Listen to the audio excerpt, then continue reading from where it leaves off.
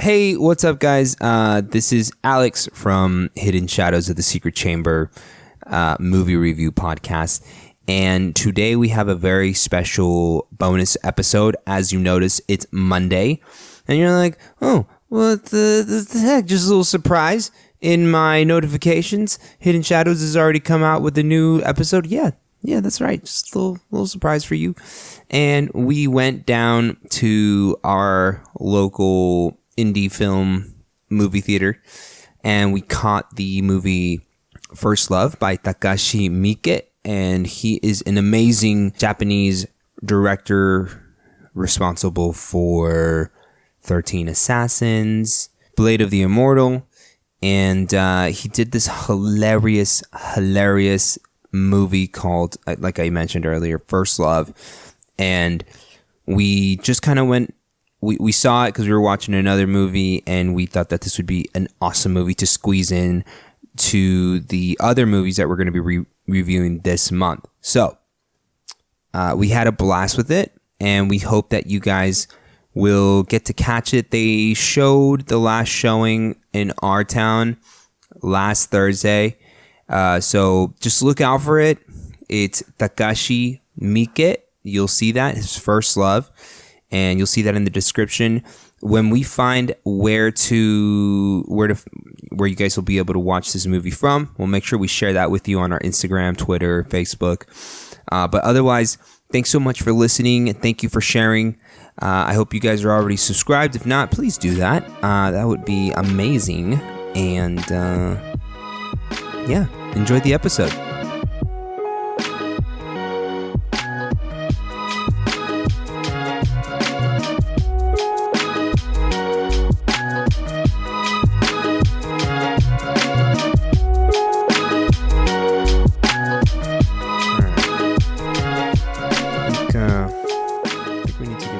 Off our chest. First of all, I am a little bit constipated. Do you feel that in my chest? Okay. So it's like congestion, but there's a big shit on my chest. And, it's not easy to share those kinds of things. Sometimes Barbara does it on purpose, though, and I think that it's okay, cause I kind of consent to it. Right. But then, like right now. Do you think like right now it's just it's like kind of like annoying? It's kind of gross. It's kind of so. Do you think that she does it so that you don't feel singled out, like you're the only one with the voice that sounds like that? Mostly because I like to think that it's because she just likes to take a fast shit. Oh, okay. So she doesn't do it all the time. It's usually when she's taking a shit. Like a fat shit. Do you guys talk a lot when she's taking shits? You're not close if you can't talk to somebody through a bathroom door. I actually agree with that. I think if you're really close, the bathroom door is open. There are no doors. There are no bathroom doors in the house. And I think that's a household that I'd like to live in, personally. Welcome everybody to Hidden Shadows of the Secret Chamber. On that note, my name is Alex. That robust, raspy voice is who? Kurt Cobain, aka Khan. That's a really grim, dark representation of myself you just painted for everybody, because if I did have a shotgun and my brains did get blasted, then, like, what would happen? We'd all be very sad that you didn't take those shotgun classes that we told you to take, and that you messed up and fired on your own head. Well, I mean, I took the handgun classes at least. See, that's good, but we were a little confused about that because you bought a shotgun and not a handgun. You shouldn't be confused because it still said gun. That's just junior hijinks right there. Classic junior hijinks. And then to the right of me and to the right of you, driver, people driving, he's in your car. He's in your ear, not your rear, your ear. Thank you for clarifying that. We got Nikansi. Did you say thank you for clarifying that? Yes, I did. I'm just surprised because I think the thing that you did differently in this episode is that you talked after we said your name. Oh wait, that's not who I am. Oh damn it! We can go back and we can edit. Well, we said Nikansi. Oh, we did. Unless you wanted me to say Myron. Whoa! Because there's both of them in here at all times. Myron is like Nikansi's soul, like R&B, his persona that he goes into when you call him that. He starts singing like Little Richie and Michael Jackson, and it's But not like late Michael Jackson, like young Michael Jackson. young black Michael Yeah. Jackson. Whoa, that was a racially charged microaggression. That is my bad, everybody. My bad. Today we watched an amazing movie called First Love, and First Love was from the creator of the that one movie we watched. That other one movie that we watched, and one of those other movies that we didn't watch yet, but are planning on watching. You mean The Immortal Blade. Blade of the Immortal? Blade of the Immortal. That's another movie. Yeah, The Immortal Blade is a completely different movie, Alex. That one's actually not about samurais at all. That one's just a drama in You modern fool. time Japan. About a sword in a stone that's immortal. And his failing marriage. What are some of the other ones? Because that he might be known for, Nikansi. Because I only know Ichi the Killer and 13 Assassins off the top of my head. Oh, I didn't get to watch that one. He is an extremely famous director. Most known for Ichi the Killer. Oh, okay. Was that a good one? Yeah, it Probably, was right? amazing. Yeah, so Takashi Miike did this fantastic movie called First Love, and it's about just a boxer who's just kind of not having a good go in life, and finds out that he is got a huge brain tumor, and essentially one thing leads to another, and he gets caught up in a huge mafia war. That's not about the movie. That's not the movie at all. The movie was about his first love. All whilst trying to save the girl. Actually, I think the movie was about everybody's first love. Because there was drugs, money. Here's the crazy And- kicker. Okay. Oh, this is gonna be good. I'm ready. the main cop, his first love was becoming a cop, but he obviously went in the opposite direction. Ooh. Okay. The Cops. the Yakuza member, the main one, Kaze? yeah, he was obviously first love of being a Yakuza member, but then he went opposite. And then Leo's first love was boxing. Boxing, and he kind of went opposite of that just because of his tumor. He was And- like, forget all this. Yuri's first love was... what was her first love? Does drugs count? I don't think drugs count. No, her first love was Leo? Yeah.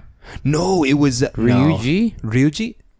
That argument can be made Could be Ryuji. Or the argument could be made Because- that it was Leo. because spoilers. We're not going to talk about the rest of the movie. Her first love was Ryuji. Obviously went opposite. And then Judy's first love was Kuze. No. She lost that one. Then that's why she was the most unstable one in Yeah. the movie, guys. Yeah. Guys, did you guys take notes? We just named the entire cast accurately. But no, would you guys like to go into some fantastic impressions about this fantastic movie? Can All right, I'll go. Can we just talk about this art for a second? This is the movie poster.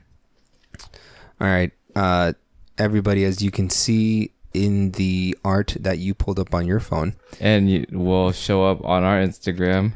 I will. I'm just And gonna text will show up massage that. directly uploaded into your brain, or directly downloaded onto your brain, uploaded from the podcast, is the movie poster itself. Because- we have the technology.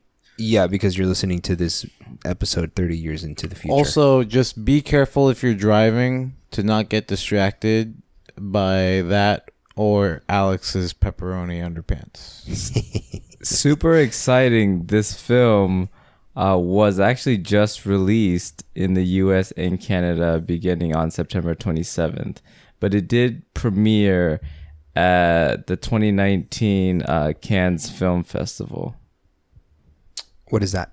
It is a huge festival in France that was founded in 1946, and every year films from around the world go there and basically get notoriety on if it's good or bad. That's where you go. Like if you want to, you know what I mean? If you want to make it like, That's where if you want prestige, that's where you got to end up. that's like the the Arsenio Hall of like stand-up comedy. See, Yeah, everybody gets that reference. My Totally. impressions of this movie was that it was like just in the forefront, guys. It's fucking hilarious. this movie was amazing. It was a hilarious movie, and I'd like to just give a round of applause to Shota Sometani, aka Kaze, for the best character of the movie. How did he steal the show? He was a side character. He was the best.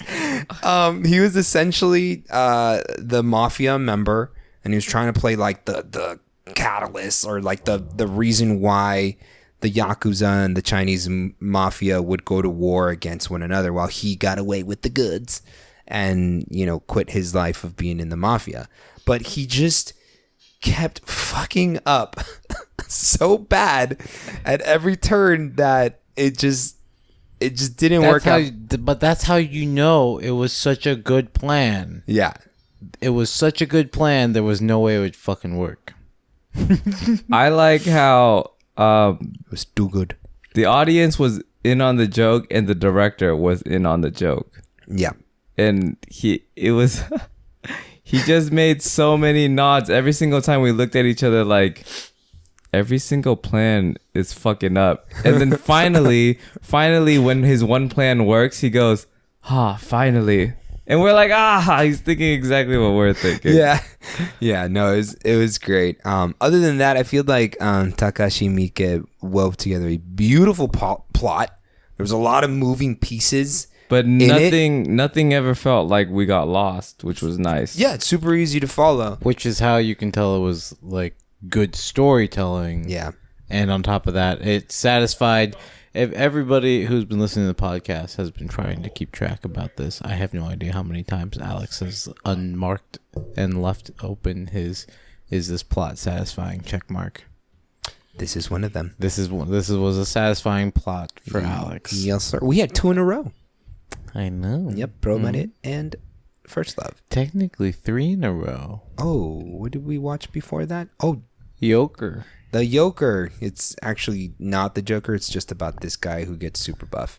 Yeah, Joaquin Phoenix, right? Yeah, eats a lot of yolk. It's the movie after the Joker when he gets buff, like regains his weight. It's the Joker, Called the Joker. from Batman's Arkham Asylum. I'm actually pretty happy about that joke right now. I'm sorry. I'm gonna take a moment, and I'm good. Recenter your chakra. Recenter your chakra. Recenter your chakra. Throat singing. I can't do it. I swear, Takashi is the hardest working director in Japan. He makes 3 to 4 films a year. Jesus Christ. He has over 100 films. What? And for this movie, he actually got an all-star cast. All of these actors are pretty prestigious. Known for something somewhere, one or another, in a like notable way. Like I recognized her, but I can't remember where she was from. Was Becky, the actress who played Julia or Jury? Yes. What movie was she from? Or what other movies did she do? She's got like some voice work for a couple of different things, like the original 1999 Japanese voiceover for Dixie Kong on the Donkey Kong Country show. Oh shit! That's like as far back as it goes. But like there's just she does a lot of variety shows, some of them involving Pokemon, lots of other things. She's been singing since 2009. Yeah, she's known for being a singer and a model in particular. But I do know her from like doing a couple of those shenanigan shows. Yeah, she's got a very distinct look for a Japanese actress, so I get it. But all in all, she's I think if we have a second best character in the movie, I think she takes the cake right there. And let me tell you, it was close with Kaze. At least for me, this is my personal opinion. You may disagree as soon as I'm done, June. No, I don't think you know what I'm thinking that you think I don't think you thinking that I'm thinking of what he's thinking while I'm thinking of what you thinking and thought. Well, maybe you shouldn't make that face. Yeah, see right there. I was gonna say she was just she was so crazy, and every time she came on screen, I was dying of laughter. Basically, she just became a deranged devil woman from the moment her boyfriend was killed to all for good reason. She was crazy all for good reason. She was like crazy. So somebody tried to rape her. Oh, and she beat the shit out of them. And you're like, oh yeah, that was amazing. And then from there, you were scared of her. I was scared. When she was chasing these other people for killing her boyfriend, I was running with them. I was like, I'm not gonna survive. I'd be so. She was like relentless. The overall, her character arc was reasonable. Like you could follow along and be like rooting for her. She was a bitch at the beginning. That was literally the only thing. Was like the only downside to this character, like her character art, is that she just starts off as like, oh yeah, so I have a hooker in my house. She was so mean to her, and I treat her like shit. No, like, zero fucks. Right. Other than that, she was one of the top 3 characters in the movie. Yeah, I agree 100%. What badass moments would you guys like to get into? Let me just start off with again, this was both the worst part of her character and the best. One of the most satisfying moments was when she fucking kicks open the door at the first time. I was like, what? Who is this? Yeah. It's Becky, bitch. She fucking owned. She's like, I'm a badass bitch who owns this scene right now, motherfucker. What are you gonna do? What? Mm-hmm. That's what I thought. Yeah, she was cool. How about the part where she like stomped the dude to death, and she's like, "You don't get to get away with this by dying, bitch." That was like, one of my favorite parts. Whoa, that was hilarious. This movie was like, it was real. Like it really felt like an animated movie done live action. Yeah, I agree. I think it had that kind of energy throughout the whole movie. I think almost like Furikuri. Takashi is as Japanese as you can get with his films. When we watched Blade of the Immortal, that was straight Japanese film. I agree. It was so cool with the comedy inside and the pacing. See, I watched a few other American releases this past week. And the pacing is so much different for an American film and a Japanese film. For an American film, it's almost as if you have this adrenaline rush where it's just nonstop. Yeah. But in a Japanese film, you're kind of it is nonstop still. Like it was nonstop. Nonstop adrenaline. Yes, but it feels kind of like at a calmer pace. I feel like there's peaks and valleys. Yeah. The valleys aren't that low, but they at least give you a break so that you can breathe. Breathe, and so that you can feel the absence of that adrenaline rush, so that when it happens again, it has you notice it essentially. Yeah. You can tell the difference. I agree. American films tend to follow more along the lines of fireworks and like bottle rockets. Like you just It's like high point, and you're watching it fire off, and then, I mean, not necessarily all Japanese films, because I have a tiny brain and I have to reach into the depths of my mind, but like different pacings for foreign films compared to most American films. American films tend to follow like you're watching a fuse. Maybe it's a really short fuse, maybe it's a long fuse, and then you're watching a rocket fly. Yeah. And you're kind of waiting for it to land. That's the end of the movie, is when that rocket finally lands somehow, right? But foreign films tend to be more like, at least in my brain, more like watching a tea kettle rise. Oh, okay. I like that. Like you're watching water boil, right? And then when it hits a climax, it's like generally a really satisfying climax. Yeah. When I watched this movie, First Love, it felt like I was reading a book, the way everything came about. Whereas with an American film, sometimes I feel like I'm reading like a graphic novel. That's a good comparison. I'd like to just touch on something that I really enjoyed as far as because like the badass moments in this movie is like, yeah, you had some like pretty great action and stuff and fights, but those weren't the things that actually stood out to me. I think it was just like the sequence of things, you know, coming back to the theme of pacing. Specifically when Leo, when they basically, when Kase and the cop finally catch up to Leo and Yuri, and they put them in the van and they're just driving to try and take them to get the fuck out of town and finish whatever Kase's plan was. And just all the shit that was going down inside of the van and outside of the van. You had the Yakuza chasing after them, then you had the cops chasing after them, and then you had the Chinese mafia chasing after them. All the while, you just had Kaze moments galore inside of the van. You got him getting shot at, freaking the fuck out, getting fondled, and yeah. And the joke of being fondled was a good joke. Oh my god, it was so good. That was a prime, like, I can be both in the moment and out of this moment and see how ridiculous it is. Yeah. So much was always happening. But they did it so, again, Takashi did it in such a way that you weren't confused. You were just taking it all in at once and just dying of laughter. And I mean, at least personally, me, I was dying. I didn't get bored with this movie at all. Not once. I would watch it again right now. I would too. I agree. That was a lot of fun. I think everybody needs to watch this film. Mr. June, did you have a badass moment? Other than the one that I mentioned, another particular badass moment is more of a spoiler. Ooh. Yeah. I have a badass moment. Let's touch on Kanzi's. When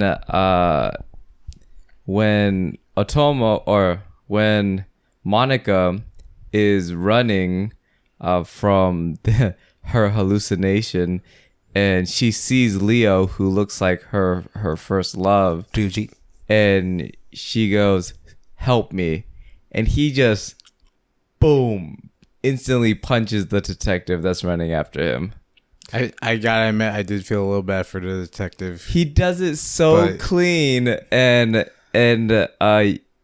he just does it so clean. It was an amazing shot, and it just pauses, and I was like, they just made him look so cool. They made him look cool, and not in because he was annoyed about it. He's like, oh, how annoying, and he just, I'll just knock this guy out. Yeah, so nonchalant.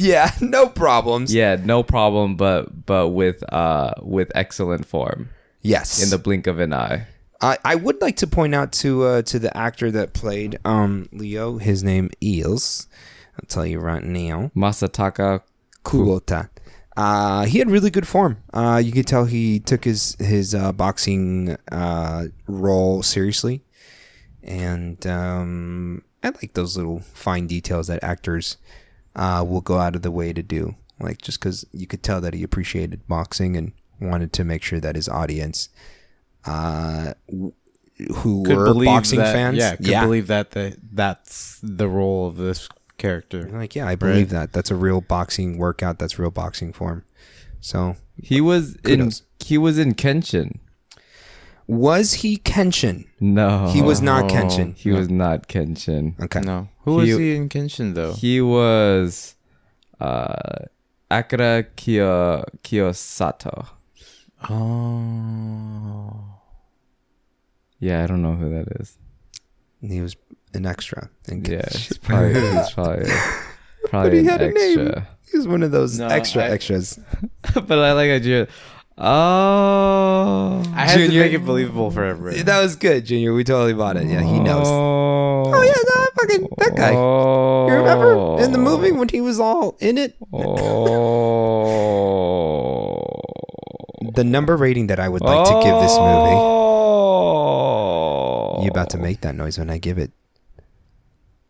It's a 10 out of 10, guys. Oh. It's a 10 out of 10 because, like Junior mentioned, I want to watch it immediately again. I want to actually own the Blu-ray DVD of this movie and frame it. And I want to watch it with my children and my children's children. Yeah, I think this is a masterpiece. It's beautiful. Pause. I knew that name was familiar and it was important, but I couldn't place it. That is the name of Tomoe's fiance before he gets killed. Oh. That's why I was like, no, I know this. So all together now.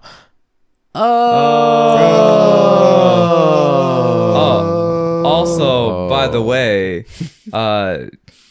Kenshin film coming out next year, the final chapter, part 1 and part 2. Fun. So excited. Same actors? Yep. They got a lot of good money for that one. But back to First Love. Yes. There's the number rating. There's this point in the film where Alex is like, Back to the Future, and you just see the car speed up, and it's about to it looks like it's gonna hit the barricade in this parking garage. Yeah, but then you see these electrical things, like this animated style, and we're like, are they about to I don't know, because you don't know what's gonna happen with Takashi because he does crazy shit for his films. You couldn't. Which is why I like to watch his movies, because you have no when we watch Blade of the Immortal, we're like, I don't know how this is gonna end or where this is going. We're just on an adventure. Pretty much. And we were like this the whole time watching First Love. We're like, I have no idea who's fighting who. How's it gonna end? Is the Yakuza who's gonna get the drugs? I don't even know. Are the drugs even important? Is Kase gonna get a happy ending? Are most they importantly? I mean, he got really close. He got very close. He got very close, very close. but he was doing it by himself. Who's gonna be alive? Who's gonna die? I have no idea. Anyways, at this point, we're like, okay, they might just teleport. I have no idea. But then it turns into a slick. Wait, we gotta. Okay, guys, skip forward about 1 minute because this is gonna be a spoiler. Go ahead. And this is crazy. I love the animated part. It's fantastic. I didn't mean to take the gas out of your. No, I don't want them to hear what I have to say. I just Okay. want them to experience it. Oh man, you know what? You believe in your co-hosts, and you knew that one of your co-hosts was gonna stop you. But I thought it would be funny if they skip ahead and then now they have to rewind back because they just realized that I didn't tell you what happened. You have to watch it. Yeah, You just gotta go watch it. I give this movie a 10 out of 10. This is a masterpiece. I need to own it. Yep. Junior. I don't give 10 out of 10s. We all know that. But is it an 8 or a 9 for you? Oh, it's a hella 9. Ooh. Nice. That was an easy 9. Yeah. When we walked in there, and I was just thinking, it's Takeshi Miike. I don't know what we're gonna watch. And then about 10 minutes, I was like, this is really slow, and I know it's not a boxing film. And then the next 20 minutes, so a half hour in, by the way, I was like, okay, let's go. Let's do it. I got reinvigorated. I was just like, we're here for the good ride. We're here for the ride. And like you're saying, where they were just Back to the Future. And I was just like, I was already thinking that this movie felt like a live action animated film somehow. Like that's like the style and inspiration that it came from, because it was a pretty chaotic starting to the storytelling, but it was also really well done in terms of like you could actually see where all the threads tie together properly, right? Yeah. And the soundtrack was fucking fire. That was a good ass soundtrack. That was fucking good. I'm gonna do a hot take. I know we still got 2 more months left in this year, but I think this is my favorite movie of 2019, and that's saying a lot because this is the same year that Infinity Wars Endgame came out, and I still think that this is my favorite movie of the year. So, what the record show? And it's not even an American film. Yeah, y'all need to get on some Takashi Miike. But you also might get scared watching some of his stuff. Yeah. I was that I was a little is afraid with the dad. I was like, oh no, it's taking a dark twist. I'm okay. I've seen enough hentai to know where that was going, though. Boo. What the fuck moments, guys? Let's kick this off good. Drugs. Indian music and a ghost of a father dancing in his underwear. Great. I think that the ghost wasn't the scary part. It was definitely the, like, just in general, that scene was a good what the fuck moment. The, like, I'm on a train and I'm hallucinating and I'm hallucinating and I'm hallucinating and I got some Indian music in my head and what the fuck? Yeah, that was exactly it. That was, yeah. But it was, man, Japanese humor is hilarious. It's great. I liked it when Leo goes, I wish I was tripping and seeing hallucinations with you, Because he wanted to see. but I don't want to do drugs. Yeah, he was like, I That don't was, want to do that drugs was a to get really there. wholesome moment, actually, because it's like this, like, I feel kind of bad for Yuri. Yuri is her real name, and actually, I think at that point she introduced herself. As Right, Yuri. right, Yeah, right. yeah. But What- the point being that I feel bad. She's hallucinating, and the wholesomeness of like Leo, a guy who just saved you and is going on a trip all night with you, is like, I wish I could be on drugs without being on drugs. Yeah. Like that.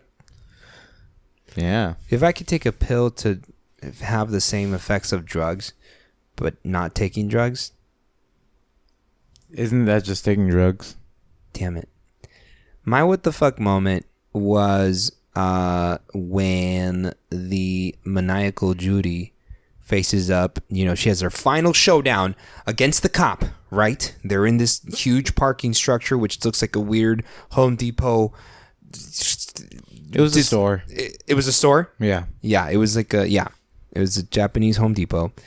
And Judy is just letting out one of the mightiest of battle cries and then just turns right and keeps walking. And the dude is just like, what the fuck?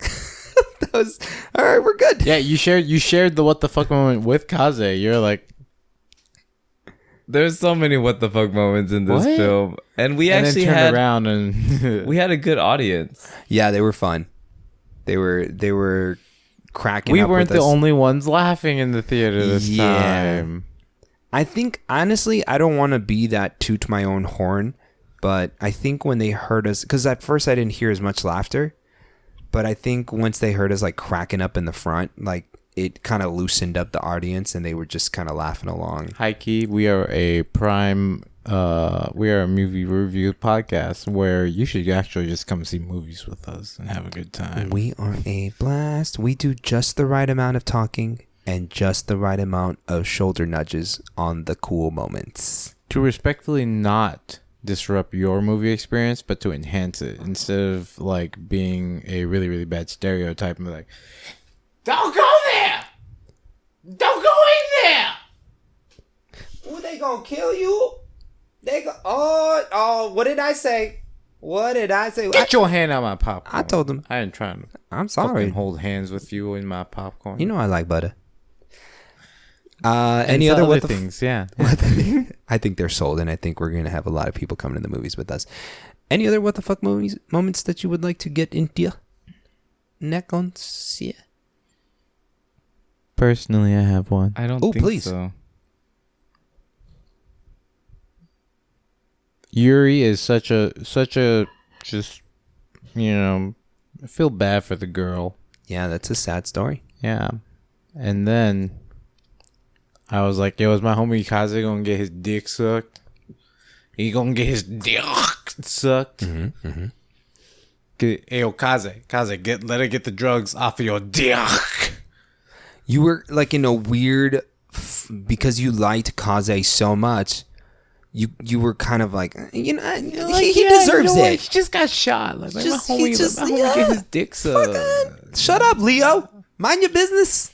Right? Mind your business. Oh, Mr. Oh, fucking. It's not right.